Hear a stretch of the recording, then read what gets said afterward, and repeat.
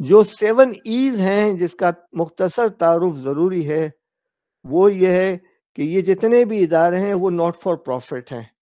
یعنی اپنی آمدنی اور خرچ کو نفع نہیں کہا جاتا تھا، بلکہ جو آمدنی ہوتی ہے اس کے خرچ کی اہمیت ہے، اور وہ خرچ کے مطابق آمدنی کو حاصل کرنے کی کوشش کرتے ہیں۔ پہلی چیز اکنامی، جس کو کفایت کہتے ہیں، یعنی کیا آپ کے اخراجات میں کفایت موجود ہے یا نہیں ہے۔ نمبر 2 افیکٹونیس، یعنی آپ جو اخراجات کر رہے ہیں وہ افیکٹو ہیں، مؤثر ہیں یا نہیں ہیں۔ آپ تیسری چیز ایفیشنسی،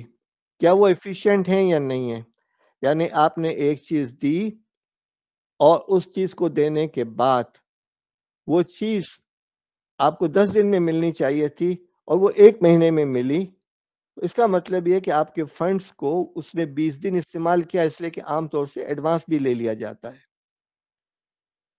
پھر انہانسمنٹ، کہ آپ جو کچھ کام کر رہے ہیں اس سے ادارہ انہانس بڑھتا ہے یا نہیں ہے۔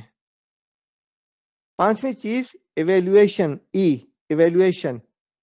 کہ کیا اس کا باقاعدگی سے جائزہ اور احتساب اور محاسبہ کیا جاتا ہے یا نہیں کیا جاتا۔ چھٹی چیز انوائرمنٹل امپیکٹ ہے یا نہیں ہے، یعنی معاشرے پر اس کا تاثر آ رہا ہے یا نہیں ہے، آپ کا جو کام کیا جا رہا ہے اس سے سوسائٹی کو کچھ فائدہ ہو رہا ہے، کنٹریبیوٹ ہو رہا ہے یا نہیں ہو رہا۔ اور ساتویں چیز یہ ہے کہ کیا ایتھیکل ویلیوز کو مینٹین کیا جاتا ہے، امانت کو امانت کے طور پہ لیا جاتا ہے، اس سے ذاتی مفادات تو نہیں حاصل کیے جاتے۔